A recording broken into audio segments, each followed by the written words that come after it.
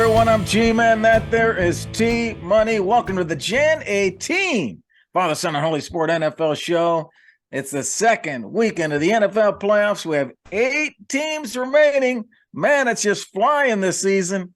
And this week, the number 1 seeds come out after their byes. Let's see what they have, and let's get you ready. What's up, T? What's going on, man? Crazy weekend. Bengals squeeze out a great win. So it was a fun one. It was a fun one. On to the next round. Yeah, and how about these 2 guys behind me? They did quite a job for the Giants. Giants are on a roll. They are. Very surprising, but not too shocking with those fraudulent Vikings. Yeah. We're going to talk about that. I like that. Hey, it's still Kansas City and Buffalo, 1-2 in the Super Bowl odds, and they're both in the AFC. Of course, over in the NFC, you got San Fran passed up the Eagles now in terms of Super Bowl odds, and I don't think anybody's surprised by that. No, not at all. Pretty much the same so far. And so, hey, here we go. Let's get going, man. Let's say, everybody, press that like and subscribe, man. We appreciate your support.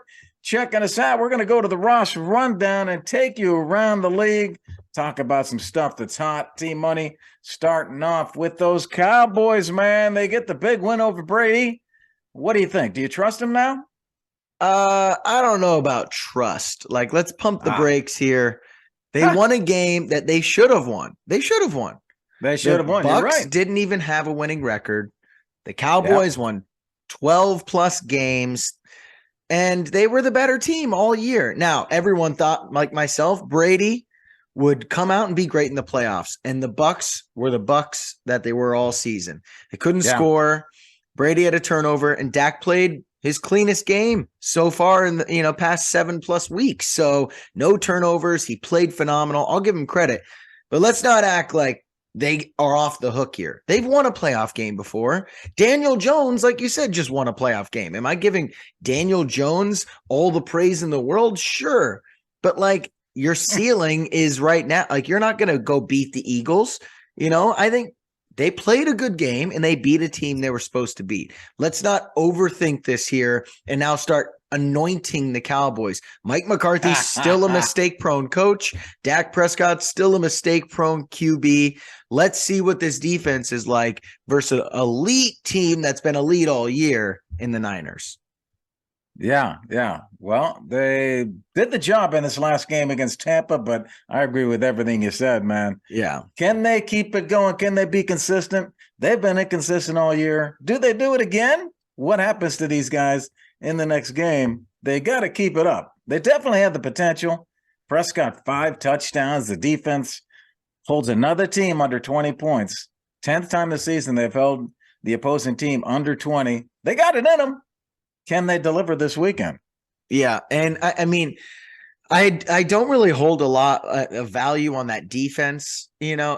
Brady was just missing wide open throws. I mean, he was just dirting balls, getting rid of it so quickly. I thought he'd stand in the pocket more. I thought he'd be able to, throw more accurately than he did. His arm strength looked fine, but he just couldn't hit the guys in stride. He's missing Mike Evans. He's putting balls behind people, putting balls low. So, I mean, he threw 66 times. He threw a bad interception in the end zone that would have made the game probably 7-6 and kind of changed the tide, but then they intercept, they go down and score again. The Bucs kind of are dead in the water, but I just don't want to rush too quick to anoint these Cowboys. They should have won this game. They were favored in the game.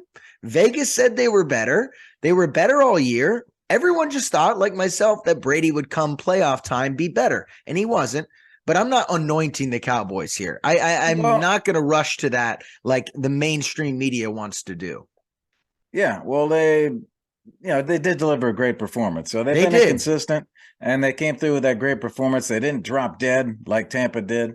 Cowboys play the last of the 4 games this weekend. Got 4 games this weekend, 2 Saturday, 2 Sunday.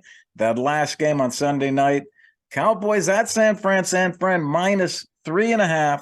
Over-under is the lowest of the weekend, 46.5. Tough matchup. Could be defensive. We'll see what happens here. I think it's the end of the road, though, my man.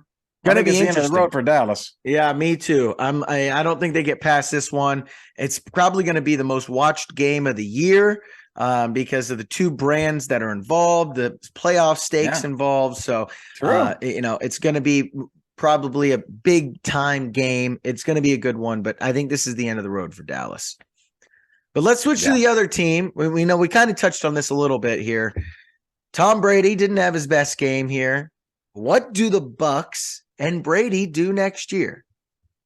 Well, first of all, he is playing next year.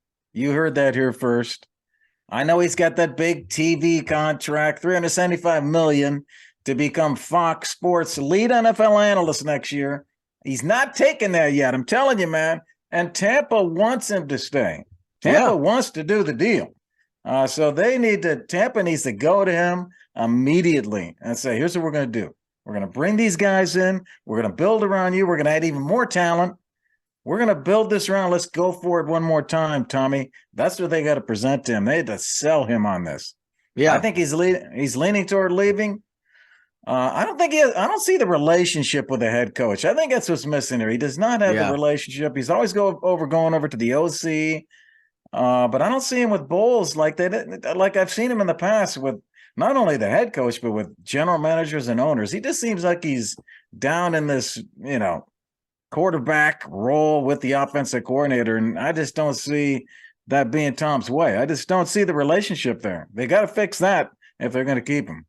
Yeah. I mean, hey, I know the Bucks want to keep him. I think Brady should highly consider them. They're one of the few teams that are all right going year to year with Brady, going all in on 1 year. There's not a lot of teams that want to do that, right? Does Miami want to bring him in and give up on Tua this early and make him sit for a year or trade him away for 1 year of Tom Brady? That's a lot of questions here. He's not going to go play for the New York Jets. There's a lot of situations here that everyone talks about, but the Niners don't want him. They got Brock Purdy playing better than him, and he is on a rookie deal. So they're saving money, can load up that team. So I think there's a lot of nuance when people just throw out, names of teams. You got to look into the details here.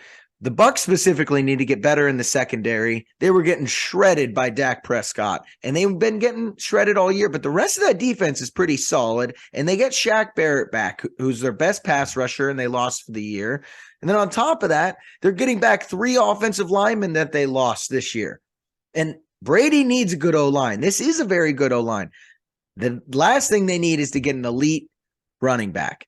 They got to fix this run game. They fired Byron Leftwich. I don't know if you just saw that. That just happened, I believe, yesterday. So their offensive coordinator is gone. Byron Leftwich is gone.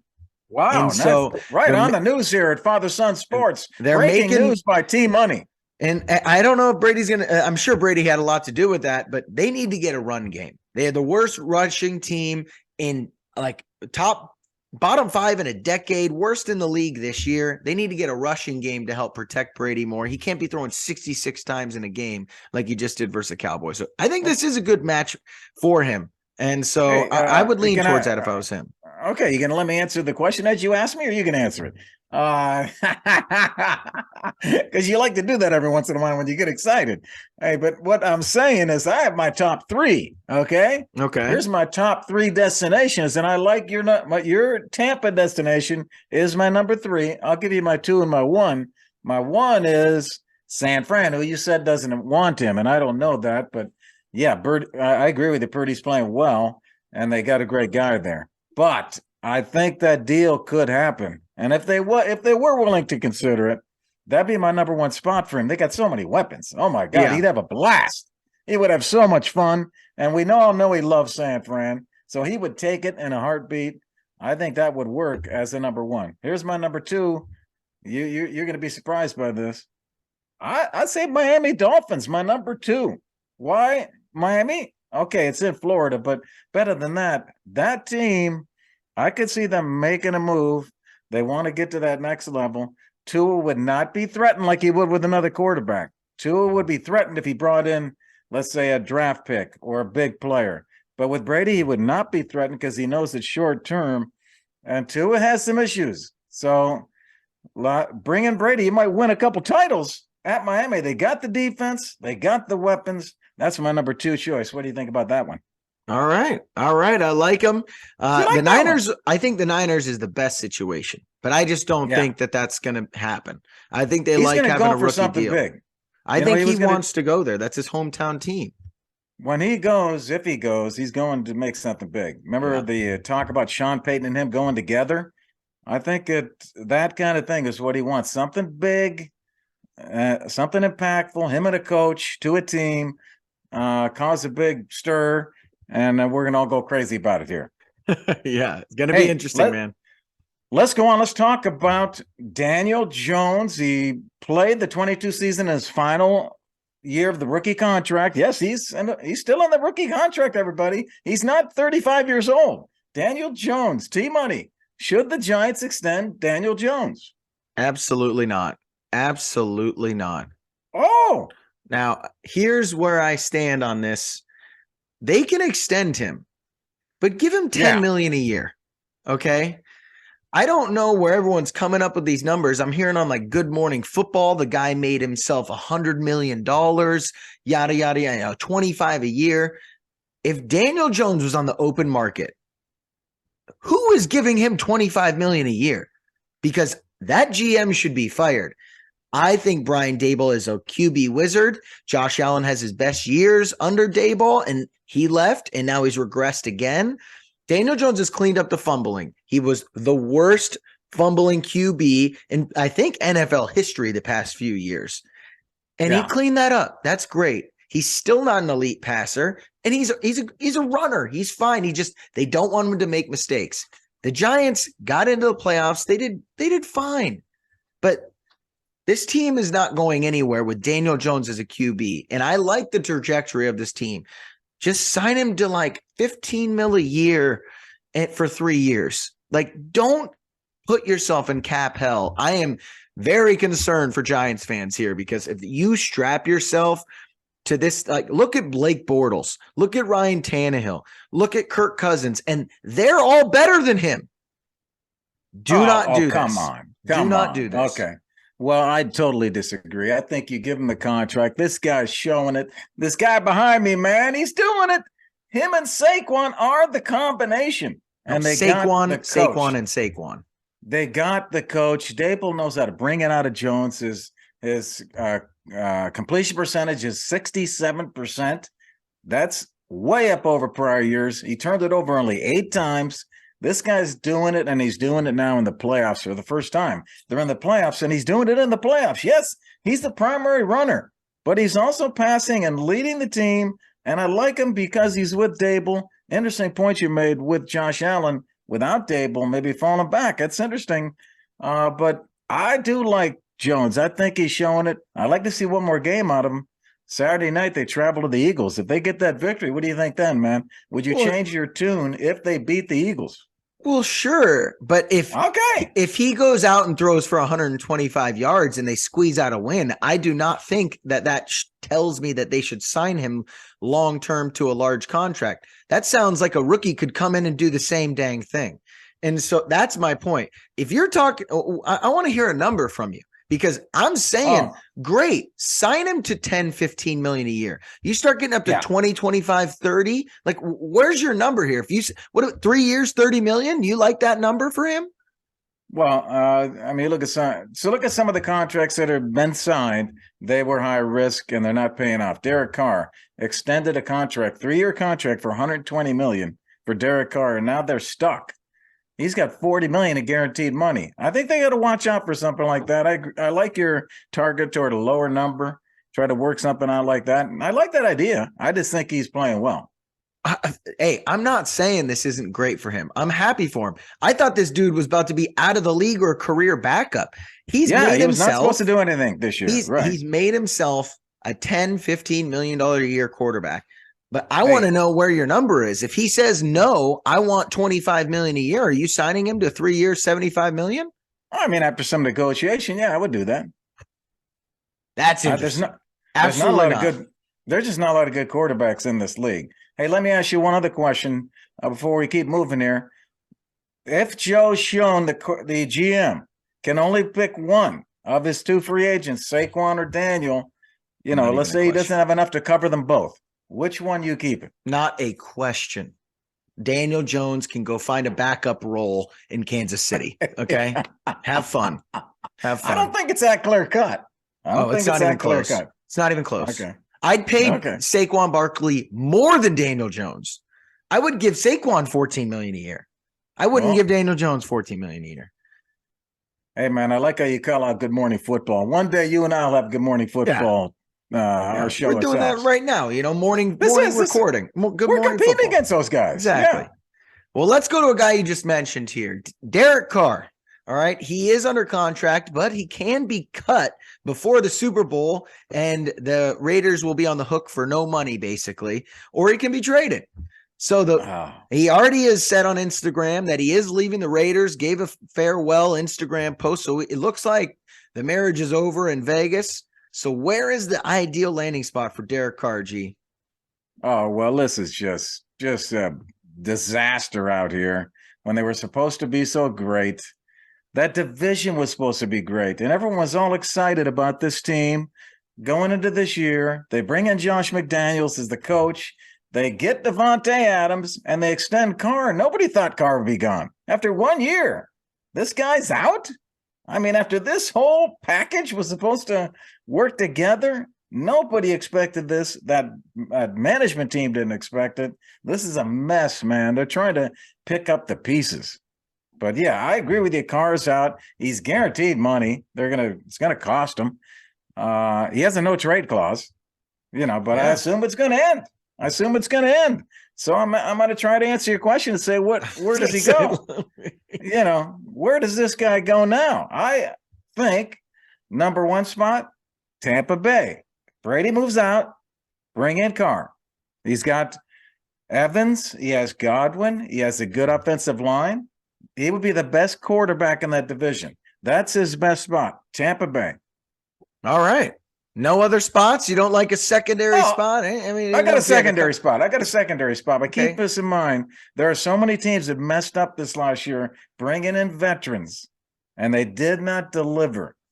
All these teams, Indianapolis, Washington, Carolina, they bring in these veterans, and they don't do it. And I would put Derek Carr now in that group. Is he really proven enough? He's not, I've got a lot of questions now. Yeah. On Derek Carr, like I do on those other guys. Okay. But my second best spot, the New York Jets. New York Jets, great offensive talent, great defensive talent. That could be a great spot for him. But he's got to be able to take that New York environment, man. I don't know if he's tough enough. Let me start with this. I think this is a great situation for Derek Carr. He's got to be thrilled, right? He has the pick of the litter, right? He's got a no trade clause. He's going to be a free agent or traded to wherever he wants to go. And if the Raiders keep him after the Super Bowl, he gets $40 million. So he is in a great position, basically getting to choose his own team. So I love what you said. People aren't thinking about this, but the Bucs is perfect for him. I love the Bucs. Oh, so great idea. I think I love the Jets. They're a quarterback away, but shaky offensive line, so that could be a little worrisome. Miami, people aren't talking about Miami, but could be a good situation there. Seattle, if they don't re-sign Geno. I just think there's a ton of options. I mean, you want to talk about another one? I'd love to see him on the Giants. Dayball with Derek Carr. That's a different, he's better than Daniel Jones. Don't you dare. He's not better than Jones. All right? No. I'll throw another one out. I like New England, the Patriots. The Patriots bring in Derek Carr. I think your view of Derek Carr is a lot higher than mine. Okay, I think this has been a mistake. This has been a failure. I think you're a great agent, okay, because you'll pump him up and you'll get him the next spot. But in fact, this was a failure. It's not just him. I'm just saying the whole thing. The whole package failed, and so did Brady fail? Of it. Did Brady fail this year then? He didn't have a winning record. He had a bad year. This was his worst year. But we know what Brady can do. Derek Carr has not shown that level yet. I would want Derek Carr on my team more than Brady next year. But let's keep on moving. I'll give you one interesting angle, then we'll move on here. How about the Raiders coach, man? Josh McDaniels comes in. Big disappointment, 6-11. They got what are they going to do with him? And what's your he's there for a while. They can't afford to fire him, so he's going to be there for a while. I'm not worried about it. He's a bad head coach, so he better hope to get Brady. Okay, That's well, it. that's what I'm saying. Who is he going to get better than Carr? I know if he doesn't get Brady, he's screwed. So have That's fun, right. guys. They'll probably That's trade right. away Devontae and then blow the thing up. Okay, that's what I'm saying. Okay, so let's go on. Let's talk about the Chargers. Chargers in that same division. What a disappointing division that started off. Got the Broncos and the Raiders, both with terrible losing records, and the Chargers now lose to. I almost said something. They lose to Jacksonville. They were up 27-0. Team money. Is Staley gone? Oh my, please fire Brandon Staley. Like I liked him in the beginning, but he's made some boneheaded decisions. Playing a bunch of guys in week 17 or week 18, right? A week ago, and you play injury prone Mike Williams. The team was 2-5 without Mike Williams now this year. He's a key cog into why this team is good. All right. I like that they won 10 games, but this roster is great. And that's why they're winning. They're winning despite Staley. This offense is stagnant. They're in close games all the time. Justin Herbert's got to play miracle worker every week, it seems. He's making bad fourth down decisions, bad clock management decisions. And now you let this happen in the playoffs. Pure embarrassment. And at the same time, I see no improvement from Justin Herbert. He's elite, but he was great his rookie season. And so I just think you got this young QB. Don't waste these prime years on a rookie contract. Good roster. Go get yourself Sean Payton, please. He's in LA. He's an offensive-minded coach. He's Super Bowl pedigree. He can take this team to the next level. I promise you that. This team would be scary, scary good with Sean Payton at the helm. Chargers end up under Staley, 19-16 in his 2 seasons. They lose this terrible playoff game. That's going to be a mark against him. And he's a defensive coach. Yeah. His defense did not do the job, and the offense didn't either. Like you said, things have been kind of stagnant under him on offense. And I really do not like it. I know everybody saw it. Bosa throwing his helmet and Staley running over to pick it up, and he hands it to Bosa. Bosa throws it back on the ground. Yeah. That is disrespectful, man. Yeah. And that I'd be concerned about that. With him, does he have the relation? He should be able to handle someone like Bosa. Yeah. And that looked terrible. Yeah. You think if that was Bill Belichick, he would have done that? You think if that was Sean Payton standing on that sideline, he would have done that? Absolutely not. It's like Cliff Kingsbury, right? Kyler yapping back at him because they don't have respect for their head coach. And so he's throwing his helmet right in front of him, throws it again. Hell no.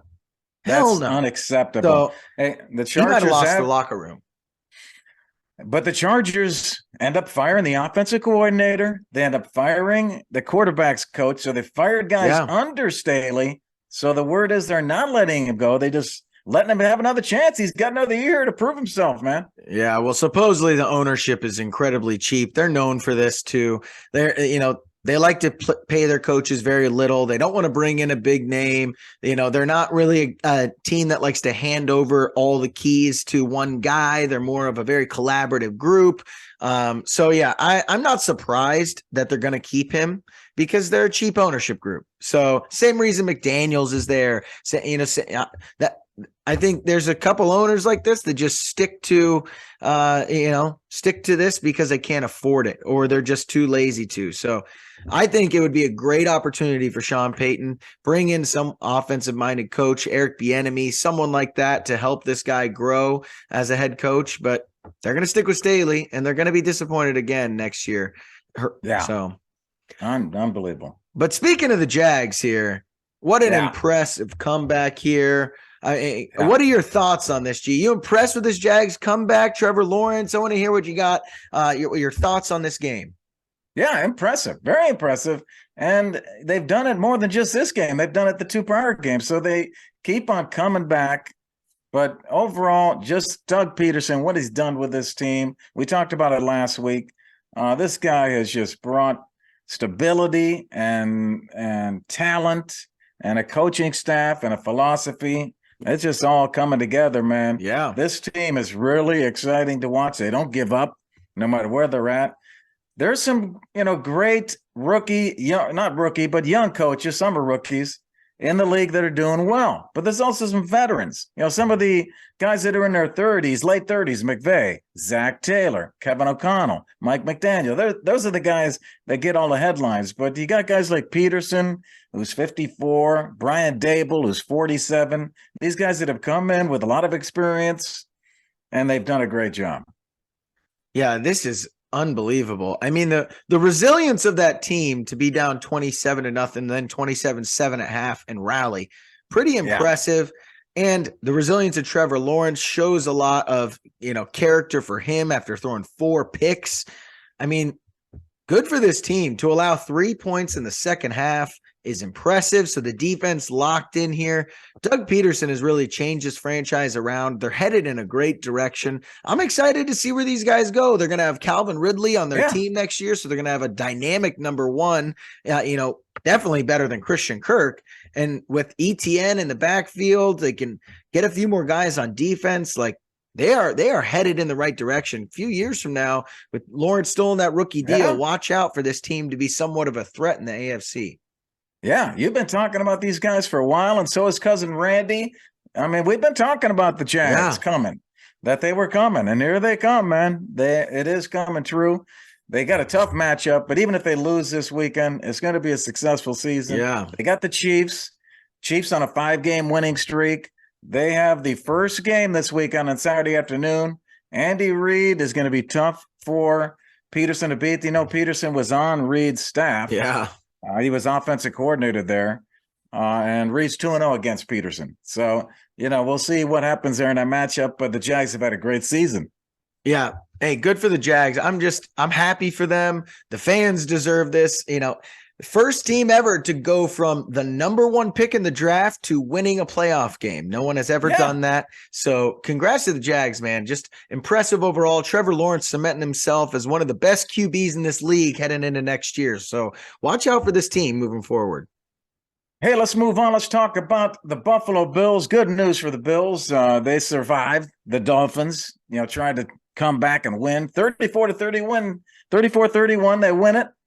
And they move on. Should the Bills be concerned, Team Money, after that close win? Hell yes. Josh Allen did not play well, and Miami should not have even been in this game. They were just handing the game to them. Josh Allen throws 2 unnecessary picks. He fumbles for a touchdown. The Miami has the lead at halftime with a 3rd-string QB. Guys are muffing punts and luckily recovering them. I mean, they were just doing everything they could to hand this game to Miami. So congrats to Mike McDaniels. You outcoached Sean McDermott. I mean, 3rd-string QB coming in there, and you lose by 3 points at Buffalo. Man, Josh Allen, you got to get your stuff together. They played all right, but the defense let up a lot of points to a bad team, or bad offensive team with a 3rd stringer in there at least, and they're turnover prone. And this is what I've kind of been saying all season is, like, their ceiling is great, but they make a lot of mistakes. They have no run game, and their defense is leakier than people give it credit for. So this is a red flag to me, man. And they go in next week playing the Bengals, a team that was beating them before that Hamlin injury, and is red hot right now. So just be careful. Be careful, because this Bengals team has been preying on turnovers lately. So I would be concerned if I was some Bills fans. I think they got some rose-colored glasses on lately, and they don't like to talk about these Josh Allen mistakes that are continuing. Yeah, Josh Allen throws 2 interceptions, lost a fumble that got returned for a touchdown, but they win again. They end up 13-3 in the regular season. Kansas City 14-3. Kansas City gets that home field advantage, but we know there might be a neutral site and all of that. But they got to get past the Bengals Sunday in the first game. They got to beat the Bengals, and that's not going to be easy, but they are favored by 5. They are at home, and we'll see if they can hold off the Bengals. Yeah, it's going to be interesting, and that's the thing. They're lucky they played a 3rd-string QB, because I think if they had played that same game and Tua was in there, they would have won, because that's a good team. They play the Eagles, they play the Bengals, they play the Chiefs, and they have that kind of game with those mistakes, those turnovers. All those teams are capitalizing. They're too good to not. So be careful, man. Be careful. Oh, hey, hello. Yes, I got you. Yeah, is Randy ready? Cousin Randy. Yeah, we are too. It's time, everybody, for Cousin Randy bringing you this week's Chuggin' Chant. Hey, welcome into this week's Chuggin' Chant. I'm here to take this to the skull. Maybe. Let's get this chugging, then let's chant.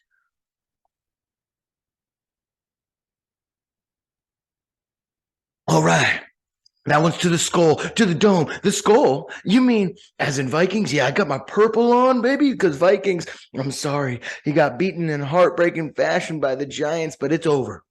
Admit to yourselves, you guys were not it this year, but the reason is Kirk Cousins, all right? Your guys' defense was bad, but you had a great offense, and Justin Jefferson is phenomenal. But you got to trade this guy, Kirk Cousins, away. You guys are a loyal bunch. You know, you're cute Midwesterners. I love you guys, all right? I'm from Ohio myself, but I'm telling you, Kirk Cousins isn't the answer long term. Trade this guy now. Get a third, a second. I don't care. Anything. Rebuild that position. Rebuild that defense. You got to trade this guy because now you're stuck in maybe winning a playoff game every year, knowing that you have a ceiling because Kirk Cousins crumbles in primetime games. We all know that. 1 p.m. Kirk Cousins on a random Sunday. Whoo, that guy light up a team. But no. Anytime those lights get bright, that man crumbles like a cookie. And that's why the Vikings need to trade Kirk Cousins immediately. A lot of hungry teams out there for QBs that would probably just snag him. So do it now before it's too late. G-Man, T-Money, what do you think? Time for the Vikings to move on from Kirk Cousins. Oh, and Randy throwing it out there on Kirk Cousins. Wants him traded, T-Money. I love his little comment about the cute Midwesterners are so nice. I love that. But he is right that Kirk does crumble in primetime. But I don't agree with him, T-Money. I don't think they should trade him. But I do agree that he has let people down in primetime. What do you think? Yeah, this is a tough one because I do think he's solid, right? And in the regular season, the guy seems to be a top 10 to 15 quarterback statistically, but he just crumbles in big moments. And I know this defense is incredibly leaky. The defense, I mean, letting Daniel Jones put up that many points is kind of embarrassing. Been their problem. Their defense has been their problem. And so that's my thing here is like, yes, Kirk Cousins dumped it off on a 4th and 8 for a 3-yard out. Ridiculous. Yeah. Like the dude does somewhat crumble under the pressure, but you can't allow 31 points in the playoffs. You can't. Yeah. And that's been, I think, the biggest problem here is their defense. Yeah. So fix the defense. Fix the defense before anything here because, hey, winning 12 games is great. A lot of teams would love to make the playoffs and win 12 games every year. And that's what the Vikings seem to be doing. Kirk Cousins will win you 12 games and you'll flame out in the playoffs. But fix his defense and you could have a legitimate team. I mean, Kirk Cousins doesn't have to be the only reason you lose, right? He can help you win with a solid team around him. And that defense has just not been good this year. Hey, I agree with you, man. And I think it's the defense. Focus on that. He's the top 10 quarterback. Kirk, I'm with you, man. Kirk. Hey, Kirk, you like that? You like that, great. Kirk? Hey, all right. Hey, man, let's shift gears here. Let's move on to making some cash for y'all. The Big Bet Show. Let's cover some of the locks of the week as we move toward this weekend. 4 games on tap. We got a lot of picks for you. Let's move to big bets. We're going to give you our lock of the week and our dog lock of the week. Starting off, let's summarize here first. So last 3 weeks, Father Son Sports is 9-3. G-Man goes 2-0 last week. Nice. But overall, Team Money and G-Man have been killing it. 9-3 against the spread. Come on, y'all. The last 3 weeks. Team Money, who you got for your lock pick of the week? My lock pick of the week here is the Niners, -3.5 versus the Cowboys. Look, I like the Cowboys. Like I said, they won a game they should win, but the Niners are on another level. They might be the best team in the league. Brock Purdy is playing like a freaking top 7 quarterback right now. Like if he plays at this level, they are unbeatable. That defense with those skill position, that run game and Brock Purdy playing at that elite level, Brock Purdy in one playoff game has more touchdowns than Jimmy G's entire playoff career. So let this sink in. This team is on another level now that Brock Purdy is in here. And so the Cowboys are going to have no answer. That defense is not going to let them score 30 plus. If they get to 20, that's great. But I don't think they're going to be able to keep up with this Niners offense because the whole team as a whole in the Niners is so good. And the Dallas is very susceptible to the run. And with Christian McCaffrey scoring a touchdown in 7 straight games now, give me the Cowboys to lose this one big to the Niners. Hey, all right. Hey, and you and I don't even talk beforehand. We don't know what picks we're going to make, but I'm with you, man. This is my block pick of the week, too. All right. The 49ers, I think, this is number one, that home field advantage. When you work throughout the whole season trying to get that home field, this is where it's going to pay off right now. Dallas did not get that home field against San Fran, and now they're going to pay for it. San Fran 8-1 at Levi Stadium this season.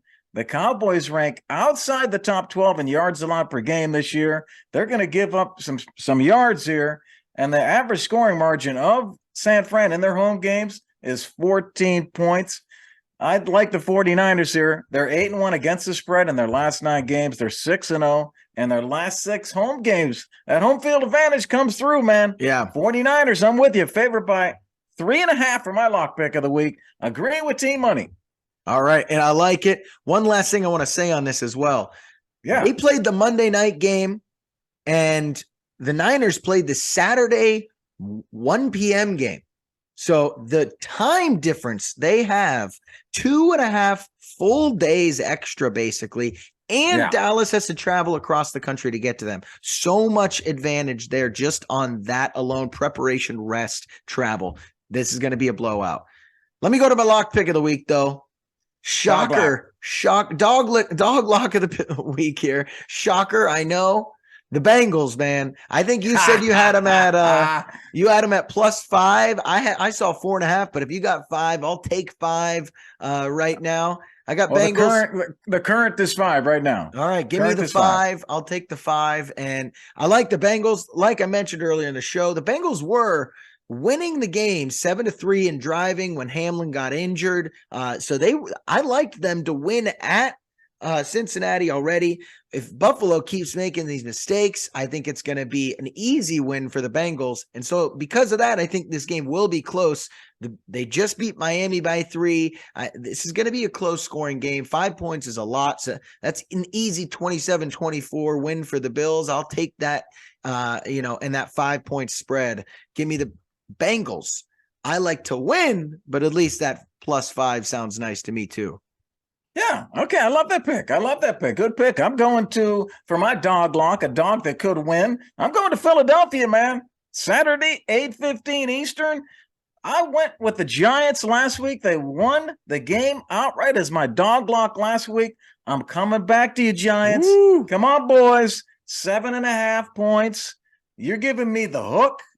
I'll take the hook. 7.5 at Philly. Of the 3 teams favored by at least a touchdown in the playoffs, only one is covered, Team Money. The Giants and Daniel Jones are clicking. They showed that last week. Saquon's clicking. And Jalen Hurts coming off. Jalen Hurts is playing. I just saw that. He is scheduled to play. But I don't care, man. I think that shoulder is going to affect him. And also the Giants are 5-0 against the spread in their last 5 games. Give me the Giants and Coach Dable. Again this week, 7 and a hook for my dog lock pick of the week. All right. Going to be a good game, man. Let's see if our Giants can do it again. But now, let's go on to G-Man's player prop of the week. What you got for us, G? Hey, player prop, man. I told you last week, Saquon and Daniel Jones, and they did it. And I'm going to go back to you again with Daniel Jones. He's been running and passing, but I think the player props are going to start lifting because he's doing so well. How about under on interceptions? He's not throwing the ball away. Let's go under on Daniel Jones on interceptions that he's not going to throw them. I'll give you 2 other ones that I like. The Chiefs offense. Mahomes over on passing yards. Kelsey over on reception yards. I think that combination is going to click this weekend. And the last one, A.J. Brown for Philly. I think A.J. Brown gets a touchdown. A.J. Brown, touchdown score. All right. I love all three. I'm logging on to my betting app right now. Hey, man. Well, that's it for today's show. We hope you all had fun. Hope you got some tips. Enjoy the weekend. Make sure you check out all of our segments and clips on YouTube. Check us out up there and on all the places where you consume your content. Look for @Father Son and Holy Sport. On behalf of Team Money, I'm G-Man. Enjoy the games this weekend. All right. Peace.